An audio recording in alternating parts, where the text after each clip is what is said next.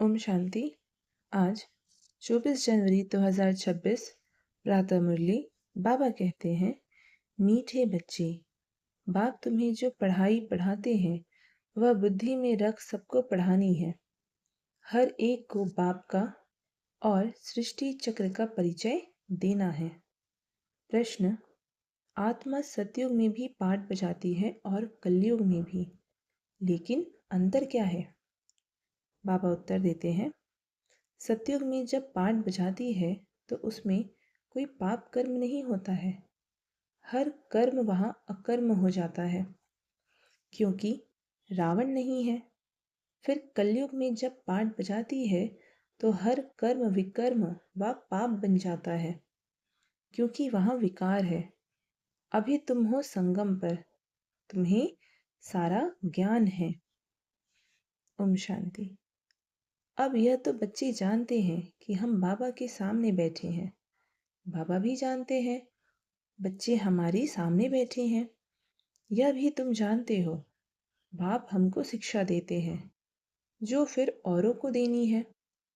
पहले पहले तो बाप का ही परिचय देना है, क्योंकि सब बाप को और बाप की शिक्षा को भूले हुए हैं। अभी जो बाप पढ़ाते हैं यह पढ़ाई फिर 5000 वर्ष बाद मिलेगी। यह ज्ञान और कोई को है नहीं। मुख्य हुआ बाप का परिचय।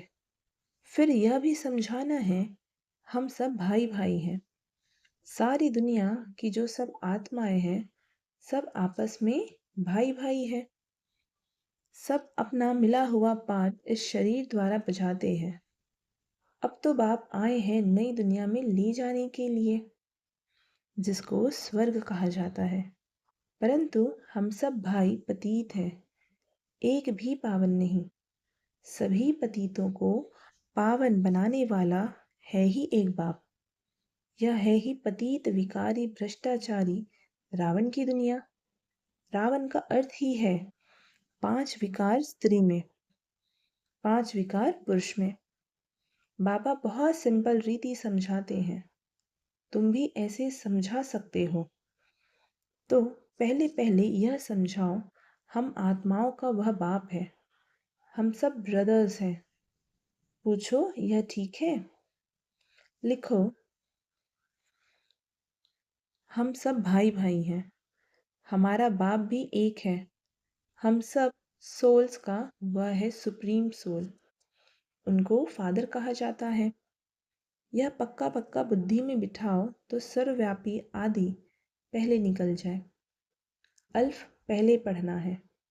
बोलो यह अच्छी रीति बैठ लिखो। आगे सर्वव्यापी कहता था, वह समझता हूँ कि सर्वव्यापी नहीं है। हम सब भाई भाई हैं। सब आत्माएं कहती हैं गॉड फादर परमपिता। पहले तो यह निश्चय बिठाना है कि हम आत्मा हैं, परमात्मा नहीं है। ना हमारे में परमात्मा व्यापक है, सब में आत्मा व्यापक है।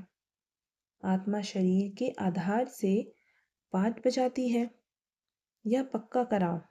अच्छा, फिर वह बाप सृष्टि के आदि मध्य अंत का ज्ञान भी सुनाते हैं।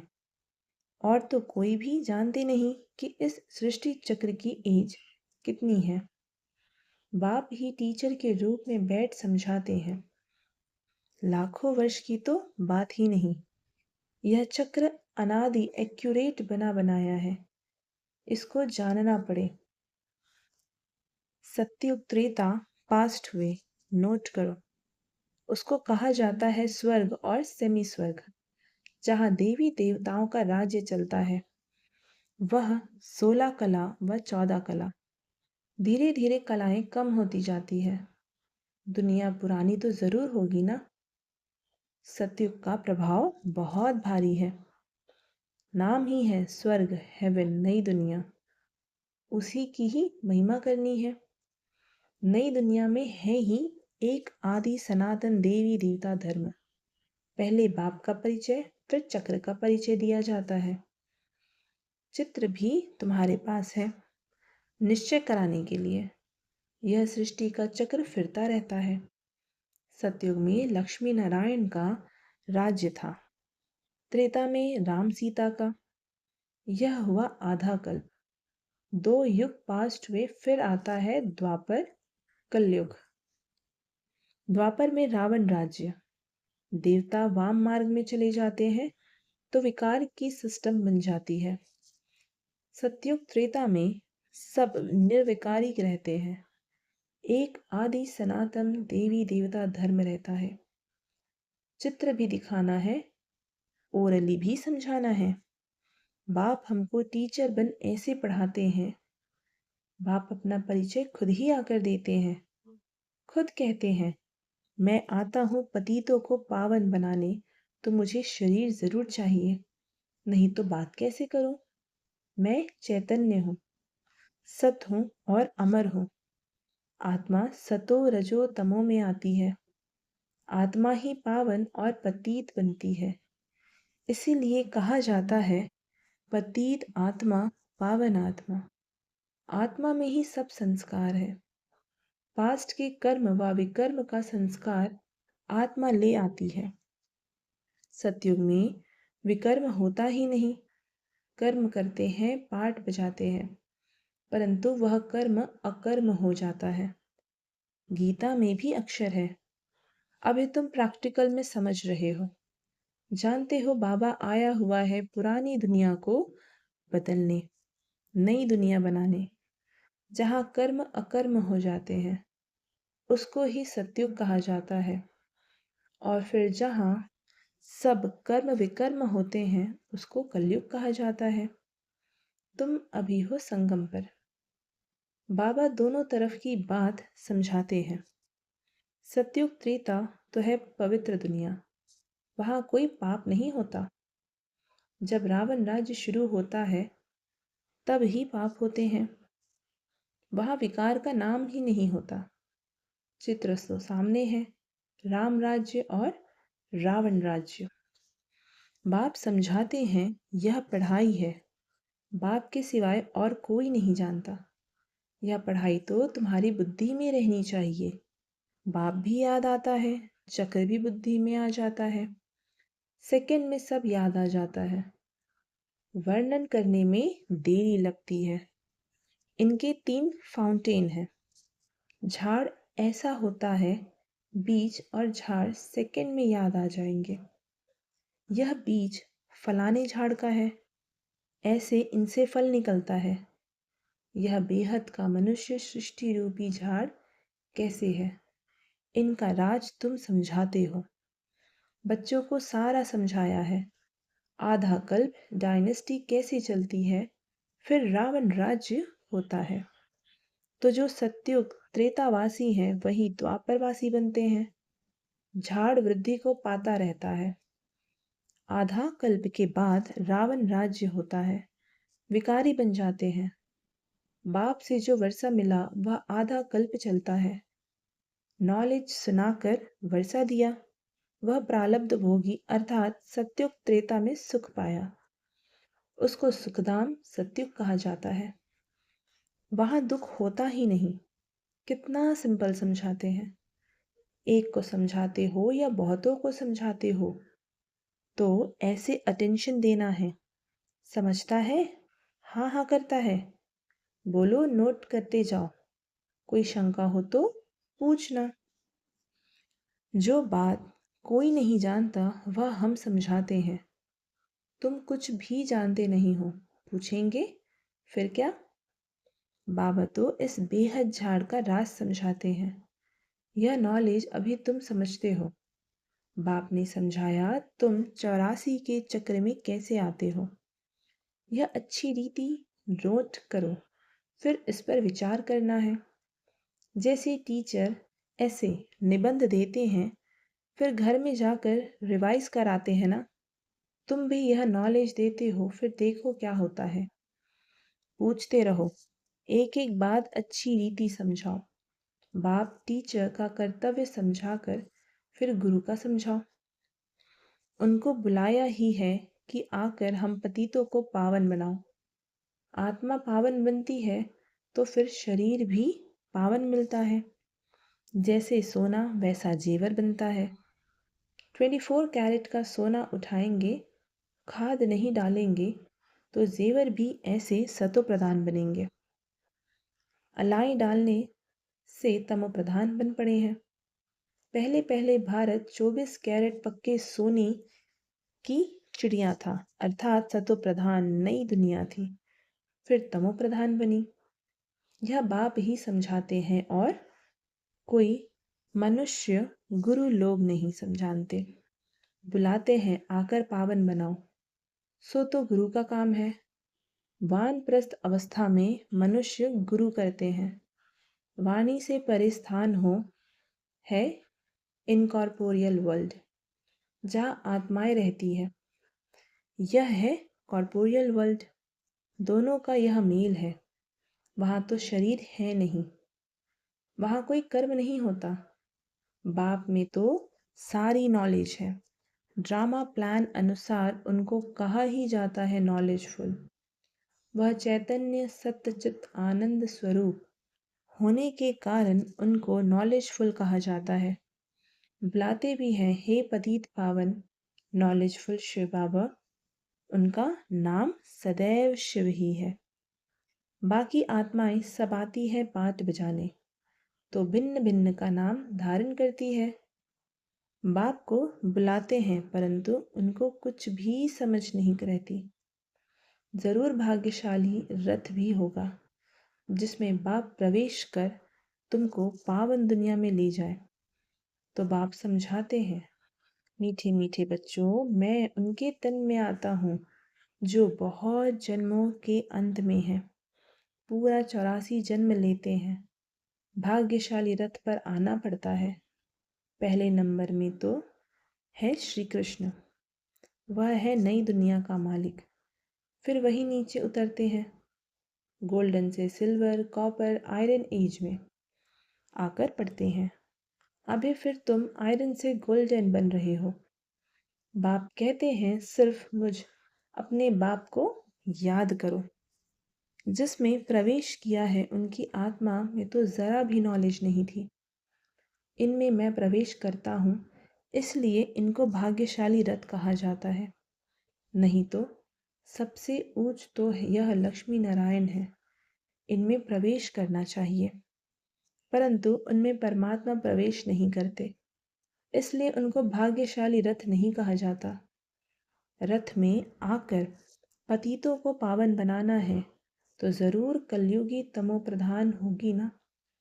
खुद कहते हैं मैं बहुत जन्मों के अंत में आता हूँ। गीता में भी अक्षर एक्यूरेट है।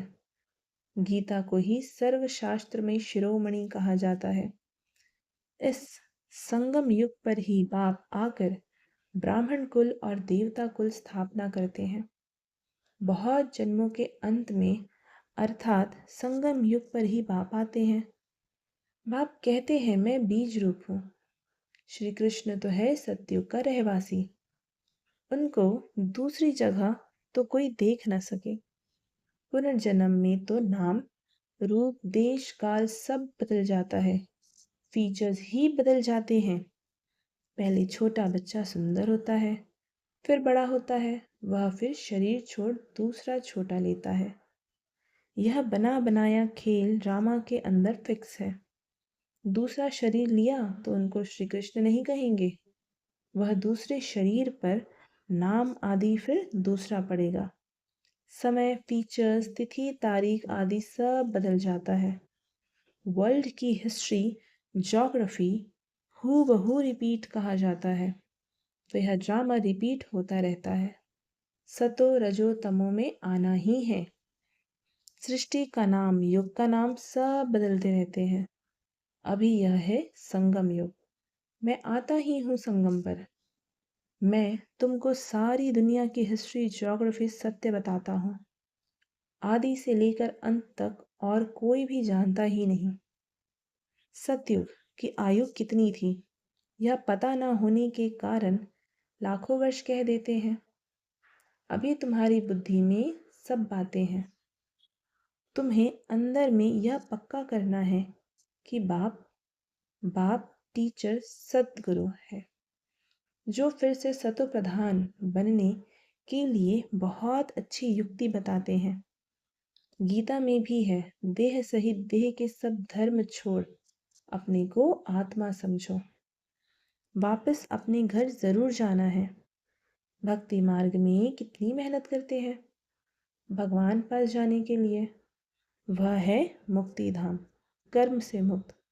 हम इनकॉर्पोरियल दुनिया में जाकर बैठते हैं। पाटधारी घर गया तो पाट से मुक्त हुआ। सब चाहते हैं हम मुक्ति पाए, मोक्ष तो किसी को मिल ना सके। यह ड्रामा अनादि अविनाशी है। कोई कहे यह पाठ आने जाने का हमको पसंद नहीं, परंतु इसमें कुछ कर ना सके। यह अनादि ड्रामा बना हुआ है। एक भी मोक्ष पा नहीं सकते। वह सब है अनेक प्रकार की मनुष्य मत। यह है श्रीमत, श्रेष्ठ बनने के लिए। मनुष्य को श्रेष्ठ नहीं कहेंगे, देवताओं को श्रेष्ठ कहा जाता है। उन्हों के आगे सब नमन करते हैं तो वह श्रेष्ठ ठहरे ना। श्री कृष्ण देवता है, वैकुंठ का प्रिंस। वह यहाँ कैसे आएगा? ना उसने गीता सुनाई। शिव के आगे जाकर कहते हैं हमको मुक्ति दो। वह कभी जीवन मुक्त, जीवन बंधन में आते ही नहीं, इसलिए उनको पुकारते हैं मुक्ति दो। जीवन मुक्ति भी वह देते हैं। अच्छा, मीठी मीठी सिकी लदे बच्चों प्रति मात पिता बाप दादा का याद प्यार और गुड मॉर्निंग। रूहानी बाप की रूहानी बच्चों को नमस्ते, और हम रूहानी बच्चों की रूहानी मात पिता बाप दादा को याद प्यार गुड मॉर्निंग और नमस्ते।